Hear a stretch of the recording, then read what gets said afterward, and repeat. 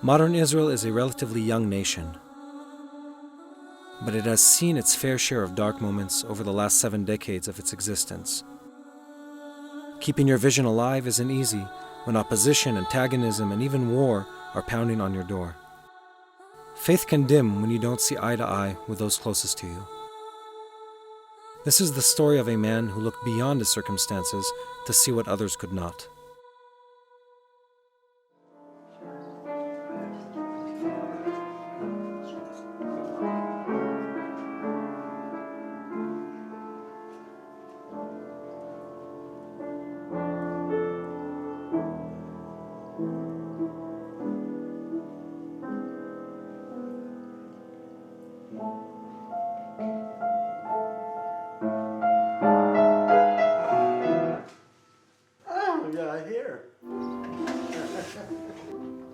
It was clear for me from very young, it's not my land. It's not Jewish land, it's not Palestinian, it's God's land. As he decided, when he brought us here, and he told us the regulations, and if we don't keep the regulations, he will kick us away. And he did it for 2,000 years. But he promised to bring us again. The full name is Arye Yehuda Bar David, which is Lion of Judah, son of David. In English it sounds very bombastic, but in Hebrew, Arye, lion, Asad in Arabic, by the way. Born in Jerusalem out of olives before independence of Israel, born 1947, to a family of 7 children. My father and my mother considered to be the first Jewish believers that raised a family in Israel. In those days it looked crazy. You have to say you are Muslim, you are Jew, or you are Christian. What is written? No, we believe in Yeshua, but we are Jews. My father and my mother, they were like pioneers in those days. It was independent war. We passed all the war in Jerusalem. We passed very hard attack. The last moment the British came and took us. My father got a bullet here, a bullet here. Neighbors, they were killed. They took us and brought us to the Jewish section of Jerusalem, Prophet Street, where there was American church. And they put us in the basement. And there we passed the war. It was hard for my mother, but she never complained. 3 babies down in the floor, no carpets, no heating, and it was snow. These young years made us, in a way, tough for all what will come later on. I passed hard times, 5 of the wars. 1 as a soldier, all the rest as a commander. I was ready to be killed every second. It was not a problem for me. I knew, because of all what I passed before, Rise 67, war, attrition, all kind of things, that my life doesn't belong to me.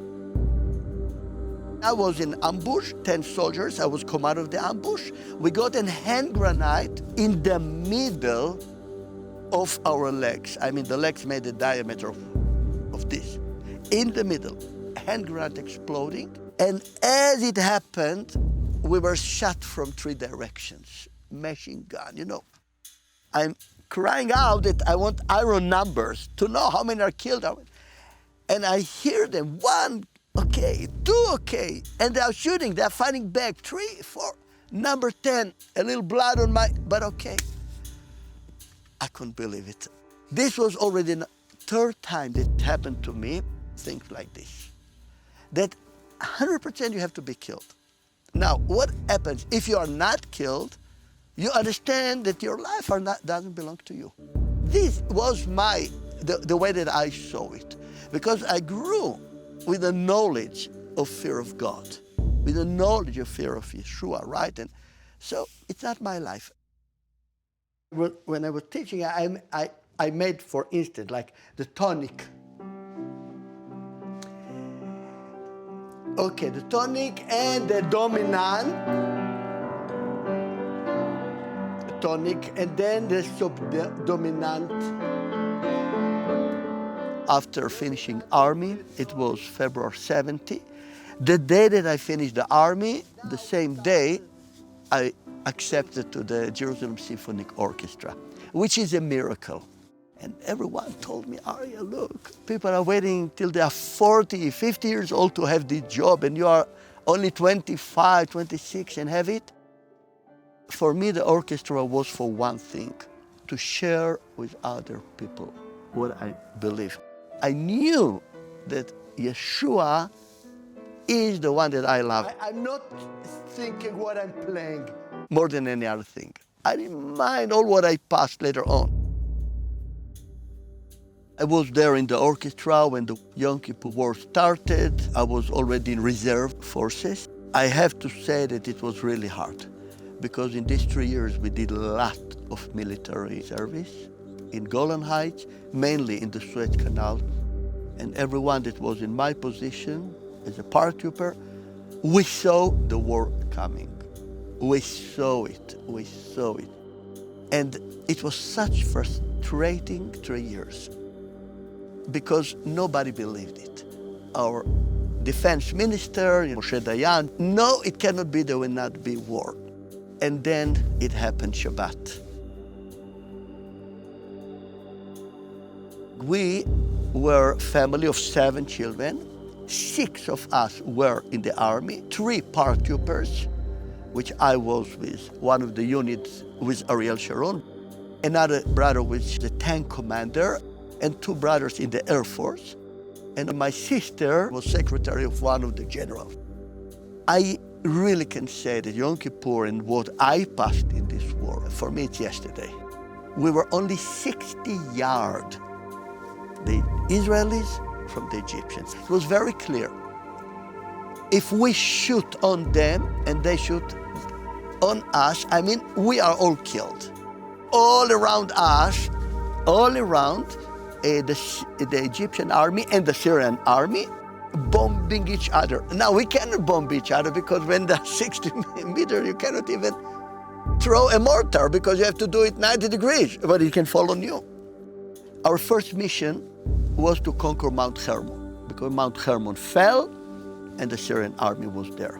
And then they changed our mission. They decided to send us with Ariel Sharon to cross the Suez Canal. Now, we were in a forest somewhere in the north part of Israel. And I was with my soldiers. For them, it was the first war. And I really tried to encourage them. Somebody found a broken guitar with 4 strings, so I started playing Israeli songs, really to get them, you know, you're commander, you're shepherd. And they were frightened. Total dark, because, you know. And as I'm talking, suddenly someone came around from in the forest, right, of the eucalyptus trees where we were under, and he cried out, "Is Arye there?" And I said, "Yes, I'm here with my soldiers." "What is the point? Can you come with me to our unit?" It was another unit. Because we got some soldiers that came from United States, and they met Jewish, what in those days they called them Jews for Jesus people. And we know that you believe in Yeshua. We want you to tell us about Jews for Jesus. I answered him, you know, as, "Look, I don't mind, but with my soldiers, you have to ask them if they would like me to go and to talk to you." My soldiers, no, Arye is not leaving us. "If you want, call your people to come here." He went, he called his people. And in minutes, I found myself surrounded by hundreds of paratroopers. I was not ready to this at all. And this guy that called me, he wanted me to talk about Jesus.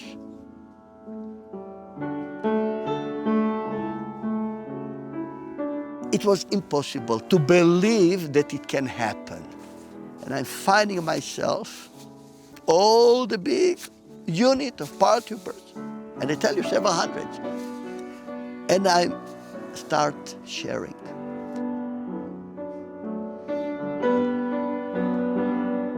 I felt very strong to encourage in Amos chapter 1, and I just continued on about the Messiah, about Yeshua, about his sacrifice, what he did for us, about a chance that we have now of repentance. What is the meaning of repentance, right? Very simple, very clear. And I did all what is called the mistakes that somebody can do, because people will tell you, if you talk about your faith, don't mention the word cross. Don't mention the word blood. You know, you understand? No, we are Jews, we don't like to hear these words. And I was sharing, I was talking, and nobody stopped me. In my unit that I was commanding them, 1/3 of them were religious Jews. I understand them.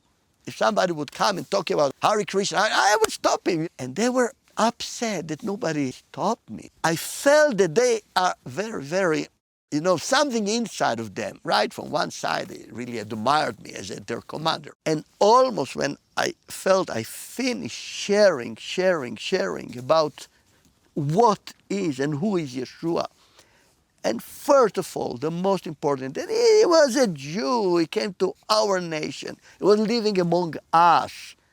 And he offered us something that the Pharisees could not have it. They were jealous.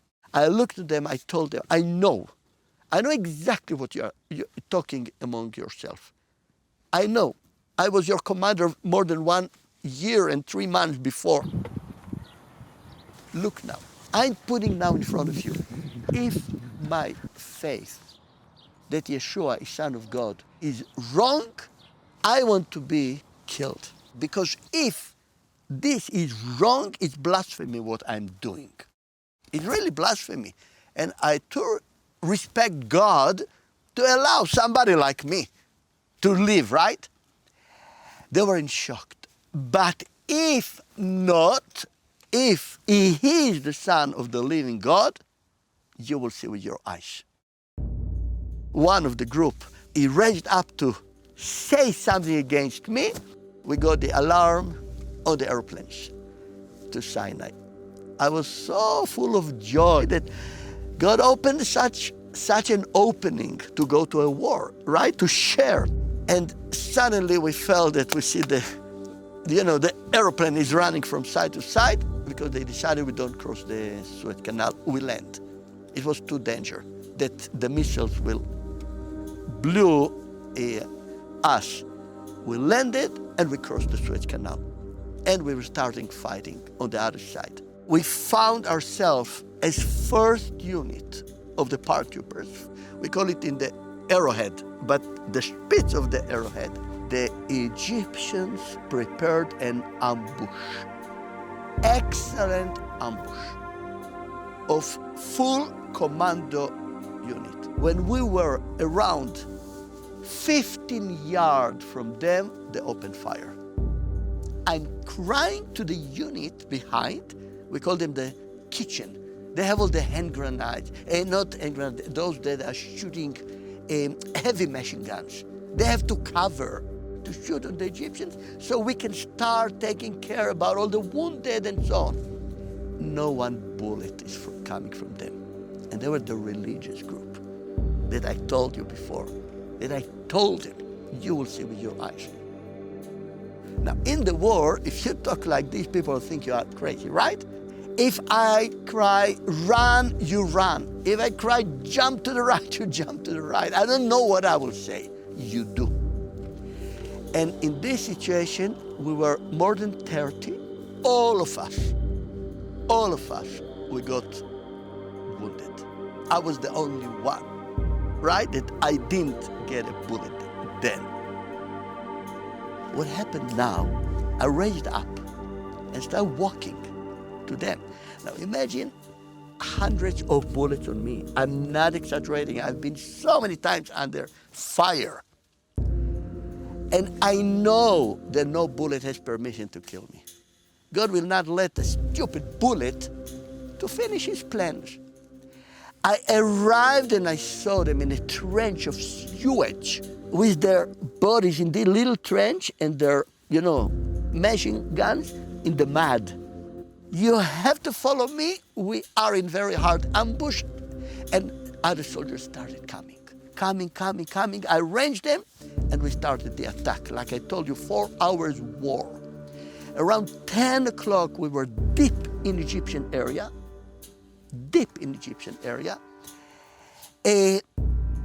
And then we got in the radio, Ariel Sharon forced the ceasefire.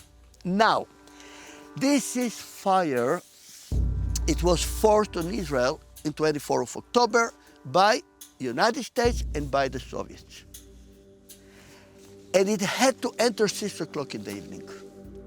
When we got the first clash in the ambush, in that second, the ceasefire has to start. Of course, nobody told us. Nobody knew it. We are in a war. So all these 4 hours, and all those who were killed, they were killed after the first ceasefire. But navigating, this was one of my specialties.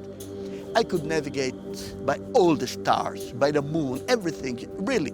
This night, I told you, I looked, I didn't know, I lost even directions.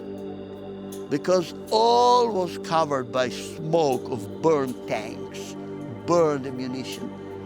You don't see any star, you don't see anything to give direction. Why I tell you this? Because very high commander came to me, he told me that I have to bring now the unit back to the Israeli side. We were Egyptian and Israelis, one in the other.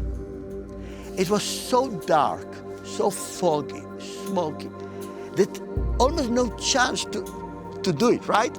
I looked at him and I told him, look, we will go back to our forces, but I'm not going to do it. I have no idea where I am. God will do it. The soldier started crying, how you know? And I said only one word, the light. And this became very, very famous later on. Very famous, because I said, I don't know, it's the light, the light, the light. That's all what the soldiers later on, when we met, 10 years later, 20 years later, in their homes, in recordings, that's what they said it, I said, the light. I saw a light.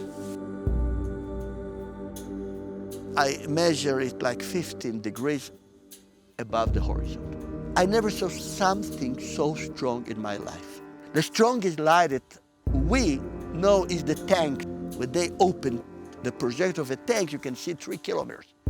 This was like 100 times more. Not only light, it was like a magnet. I tried to describe to one of the rabbis. I felt that this is like a huge magnet, and I'm a little piece, and I lose control of myself.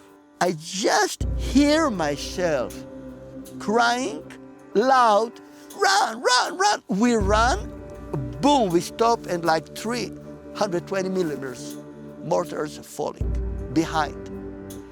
We continue, we take the people. I find myself, jump to the right. There were big holes for preparing the sewage system. We jumped down with all the wounded, and just on the next one, a bomb is falling, and I was like 5 meters in the air from the explosion.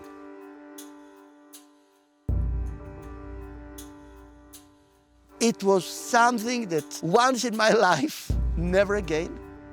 I don't know how long it was, maybe half an hour. Suddenly, it vanished. And I understood that we are very close to our unit. We came back, alive. And the story started spreading. And the soldiers were witness of all this. Very high rabbi came and wanted to talk to them. They didn't want. Talk only to Arye. He's the only one that has face. And some of them took the yarmulke, which is very, very rare, and they threw it on the ground. So, talking all night, it was amazing, amazing talk with this rabbi.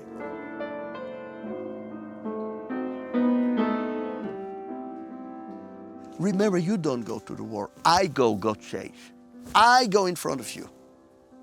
Now, I was raised on these prophecies, on these verses, on this.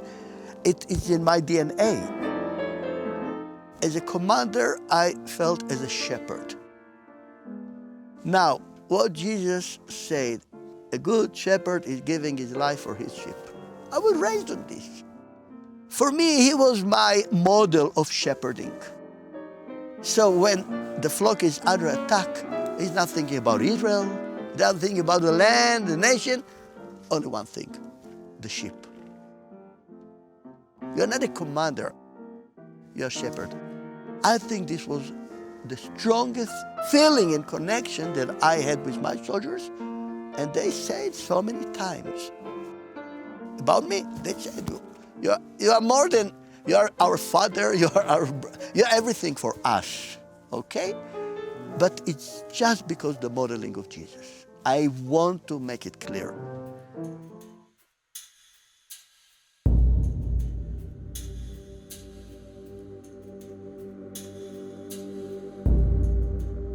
As soldiers in special units, all our children go to special units. And it's not easy to know what they are going to pass. It's not easy knowing how it can affect their life. This is, I really believe, this is the price of living in Israel. I will never leave this country. I had so many chances to live and to play in excellent orchestra all over the world. Conducting orchestra, they're not connected to Israel.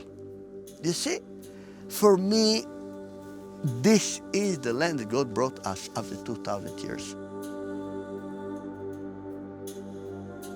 And that's why I'm here in this mountain, in this Yad Shmona, in this biblical garden. We are called back by His grace. And we have obligation, first of all, to the land that He chose and call it my land. I'm not fighting on my territory. It's His land. I believe it goes on. I see my grandchildren. I see how they are. I'm not proud of them. You know, I'm not this kind of man to be proud. But I see what is the meaning to be rooted. If somebody is rooted deep, wow. The Bar Davids, I think we are very stubborn, all of us, for good and bad. The service in the army was very important, I think, for all of us. I joined the paratroopers brigade when I was 18 years old. It's part of my life, from one hand to serve the Lord, and from the other hand to serve this country, and seeing during the years that it actually goes together. I was one of the few believers that entered into a classified unit. Our officers and our friends, they started to suddenly know that there are those Messianic Jewish soldiers. They are not any threat. They don't really care if no one sees them. They should be faithful because God is seeing them. I had the opportunity to go to officer school and to become a major later on. In the second Intifada and during the second Lebanese War and different operations. Arye, from very young age, I remember him teaching us to love the land, to love the sites, the biblical sites, to read the Bible, to understand the scriptures as they are.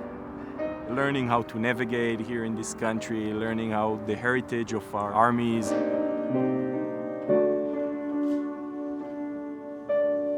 Our uncles, they had their own shift, and now it's our shift. What I hope to pass to my children is, first of all, like I had the love to God, the willing to serve Him, even if it's hard. I have three girls and one boy, so the girls, they probably won't be able to go to the paratroopers yet. Maybe one day, who knows?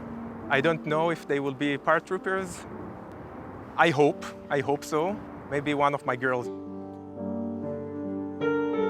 Everywhere that all my uncles were, when I hear all these stories, the hand of God was always there.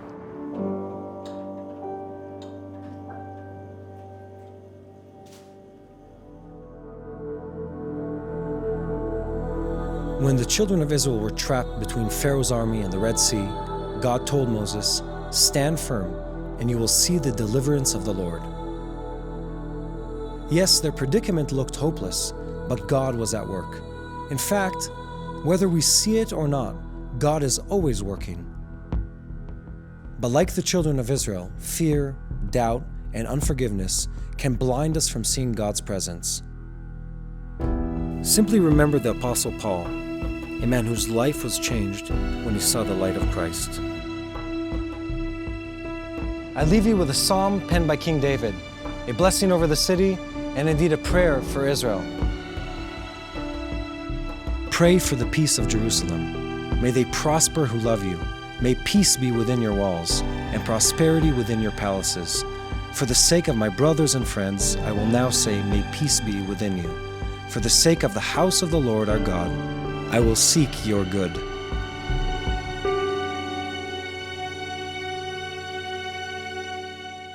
Hey, I'm Mati Shoshani, and thank you for watching the TBN Israel YouTube channel. We hope this video gave you greater understanding of Israel and her people. If you haven't already, subscribe to our channel and hit the notification bell so you never miss a video. We'd love to hear from you, so be sure to share what you've learned and ask your questions in comments below. And invite your friends to join the conversation.